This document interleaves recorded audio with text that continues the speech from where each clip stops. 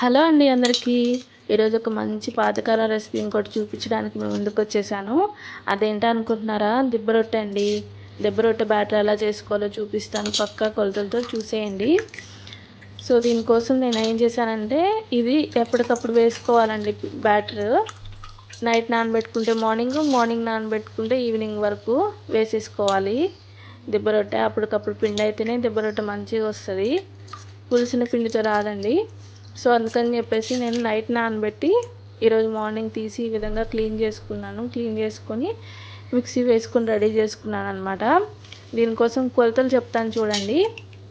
నేను పొట్టు మినపప్పే వాడతాను, మీరు కూడా అదే వాడండి. మనకి హెల్త్కి చాలా మంచిది. ఈ పొట్టు మినపప్పు ఒక గ్లాస్ తీసుకొని, బియ్యం 2 గ్లాసులు, ఒక 2 గుప్పిళ్ళంతా శనగపప్పు, బియ్యంలోనే ఒక స్పూన్ మెంతులు కూడా వేసేసి బియ్యం, శనగపప్పు, మెంతులు కలిపి నానబెట్టుకోవాలి. పొట్టు మినపప్పు సపరేట్గా నానబెట్టుకొని మార్నింగ్ లేచిన తర్వాత శుభ్రంగా కడిగేసుకొని ఈ విధంగా మిక్సీ, గ్రైండర్ అయితే గ్రైండర్ చేసుకోండి. గ్రైండర్ అయితే ఇంకొంచెం మెత్తగా వస్తుంది పిండి. నా దగ్గర గ్రైండర్ లేదు కాబట్టి మిక్సీలో వేసేసాను. సో తగినన్ని నీళ్ళు పోసుకోండి. ఎక్కువ పోసుకుంటే మనకి జారు అవుతుంది పిండి. లూజ్గా పట్టుకుంటే దిబ్బ రొట్టె అనేది మనకి రాదు, విరిగిపోతుంది. అందుకని గట్టిగానే పట్టుకోవాలి. ఇంకోటి ఏంటంటే, ఈ పిండి నేను 2 రోజులు వాడతాను అనమాట. ఈరోజు ఏమో దిబ్బ రొట్టె, రేపు వచ్చేసి నార్మల్ దోశ. నేను బ్రేక్ఫాస్ట్ కింద తీసుకుంటున్నాను కాబట్టి 2 రోజులు కవర్ అయిపోతుంది.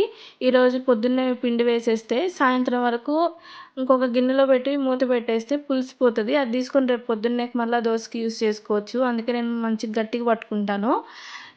మనం సపరేట్గా తీసుకున్న తర్వాత కావాలంటే కొంచెం వాటర్ వేసుకొని కూడా కలుపుకోవచ్చు. మన పిండి ఇంకా బాగా గట్టిగా ఉంది దిబ్బ రొట్టెకి అని అనిపిస్తే, సో మనం కొంచెం వాటర్ అయినా వేసి కలుపుకోవచ్చు. ఇది చూడండి, నేను సపరేట్ చేస్తున్నాను. ఈ గ్రీన్ కలర్ డబ్బాలో ఉన్నది రేపు పొద్దున్నేకి పెట్టేసుకుంటున్నా. ఇది వచ్చేసి నేను ఇప్పుడు వేసుకోవడానికి పెట్టుకుంటున్నాను అనమాట.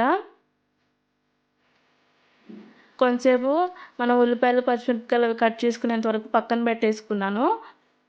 ఈ బ్యాటర్లోకి మెయిన్గా మనకు కావాల్సినవి ఏంటంటే జీలకర్ర, పచ్చిమిరపకాయల తరుగు, ఉల్లిపాయ తరుగు, కరివేపాకు తరుగు, అట్లనే కొంచెం కొత్తిమీర తరుగు. ఇవి మనకి సరిపోయినంత వేసుకోవాలి. ఇవి వేసుకొని కొంచెం సాల్ట్ వేసుకొని, మనకు అవసరమైతే కొంచెం వాటర్ కూడా వేసుకొని కలుపుకొని పెట్టుకోవాలి పిండి. చిన్నగా కట్ చేసుకుంటే మనం తింటున్నప్పుడు నోటికి తగులుతూ ఉంటాయి అన్నమాట. పెద్దగా కట్ చేస్తే మనకి తినేటప్పుడు ఇబ్బందిగా అనిపిస్తుంది. సో ఒక స్పూన్ కొంచెం తక్కువగా జీలకర్ర వేసుకున్నాను. జీలకర్ర ఏంటంటే మనకి డైజెషన్కి బాగా పనిచేస్తుంది. చూడండి, కరివేపాకు, కొత్తిమీర, ఒక 5 చిన్న కట్ చేసుకున్న పచ్చిమిరపకాయల తరుగు, కొంచెం సన్నగా కట్ చేసుకున్న ఉల్లిపాయలు 2 ఆ తరుగు వేసుకుంటున్నాను. పచ్చిమిరపకాయలు కొంచెం ఎక్కువ వేసుకోండి, ఎందుకంటే సపరేట్గా ఇంకా చట్నీ ఏం చేయక్కర్లేదు, ఇదే బాగుంటుంది. సో పైన క్రిస్పీగా లోపల సాఫ్ట్గా చాలా బాగుంటుంది. తగినంత ఉప్పు వేసుకొని కొంచెం వాటర్ వేసుకొని కలిపేసుకోవడమే. ఇప్పుడు నేను చూపిస్తున్న కన్సిస్టెన్సీలో కలుపుకుంటే చాలా పర్ఫెక్ట్గా వస్తుంది. నా వీడియో నచ్చితే లైక్ చేయండి, షేర్ చేయండి, సబ్స్క్రైబ్ చేసుకోండి. థ్యాంక్ యూ ఫర్ వాచింగ్ అండి. చూడండి, కన్సిస్టెన్సీ ఈ విధంగా ఉంటే చాలా పర్ఫెక్ట్గా వస్తుంది. చాలా బాగుంటుంది అన్నమాట దోశ. ఈ దోశని 2 రకాలుగా వేసుకోవచ్చు. ఈ పిండిలో పచ్చిమిరపకాయలు, ఉల్లిపాయలు ఇవన్నీ లేకోకుండా, కొత్తిమీర ఇవన్నీ ఏమి వేసుకోకుండా కొంచెం అంత బెల్లం వేసుకొని కూడా వేసుకోవచ్చు. అవి బెల్లం వేసినవి మనకి చాలా అంటే చాలా టేస్ట్ ఉంటాయి. అలా అయినా వేసుకోవచ్చు. లేకపోతే కారంగా కావాలనుకున్న వాళ్ళు ఈ విధంగా వేసుకోవచ్చు. పెద్దవాళ్ళు అయితే ఇలా కారంగా ఉన్న ఎంజాయ్ చేస్తారు. అదే పిల్లలు ఇంత కారం తినలేరు కాబట్టి నార్మల్ ప్లెయిన్ పిండిలో కొంచెం బెల్లం, సోడా ఉప్పు, కొంచెం అంటే కొంచెం సాల్ట్ వేసి కలిపేసి వేసుకుంటే అచ్చు ప్యాన్ కేక్స్లా ఉంటాయి.